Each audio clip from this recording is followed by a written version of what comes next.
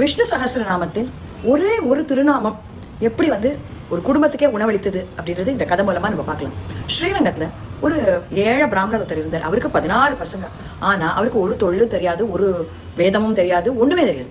அவர் வந்து தினம் ஸ்ரீரங்கத்து கோவில்ல அந்த பிரசாதங்கள் விநியோகம் பண்றச்சே வந்து இருந்து வாங்கிட்டு தனக்கு மட்டும் இல்லாமல் தன்னோட 16 குழந்தைகளுக்கும் வேணும் அப்படின்னு சொல்லிட்டு சண்டை போட்டு வாங்கிப்பேன். இது கொஞ்ச நாள் கழிச்சு அங்க பணி செய்யும் பணியாளர்களுக்கு ரொம்ப ஒரு கோபம் வந்து விட்டது.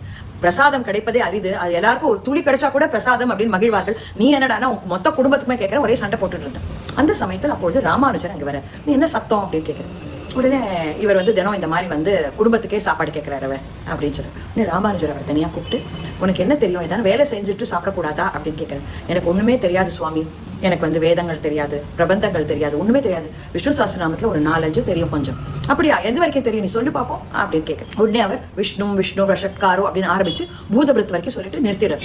சுவாமி இதுக்கு மேலே எனக்கு தெரியாது, இந்த ஒரு 5-6 நாமங்கள் தான் தெரியும் அப்படின்னு.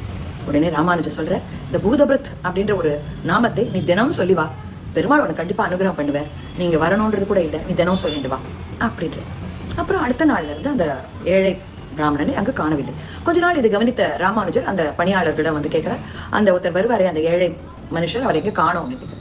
நீங்க அன்னைக்கு சொன்னதுலேருந்து அவர் வருதில்லை சுவாமி அப்படின்னு. அப்படியா, அவர் எங்க இருக்கார் என்று எல்லா பக்கமும் சென்று தேடுங்கள் அப்படின்னு சொல்லிட்டு சொல்றேன். உடனே அவர்கள் வந்து சில பேர் வந்து கொள்ளிடம்க்கு அக்கறையில் ஒரு மரத்தடியில் அவர் குடும்பத்துடன் இருப்பதை பார்த்து விட்டு வந்து ராமானுஜரிடம் வந்து சொல்கிறார். உடனே ராமானுஜர் அவரை சென்று பார்த்துட்டு, அப்பொழுது பார்த்தா குழந்தைகள் அவர் எல்லாம் கொஞ்சம் நல்லா புஷ்டியா நன்னா இருக்கா பாக்கிறதுக்கு. இங்க இருக்கலாம், ஏன் நீங்க அங்க வருதில்லை?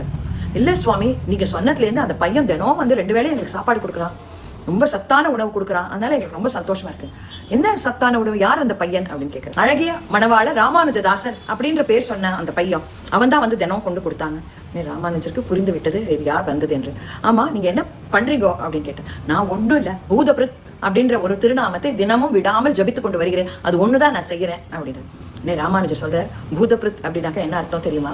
உலகத்துக்கு எல்லாம் படி அளப்பவன் அப்படின்ற அர்த்தம். நீ அதை சொல்றச்சே பெருமாள் வந்து உனக்கு 2 வேளையும் பெருமாளே சாப்பாடு கொடுத்துருக்க அப்படின்னு சொல்லிட்டு சொல்றாரு. இதுல இருந்து என்ன தெரியுதுன்னா, பெருமாள் மட்டும் இல்ல, பெருமாளுடைய நாமங்களும் நம்மை காக்கிறது அப்படின்றத புரிஞ்சுக்கலாம். நமஸ்காரம்.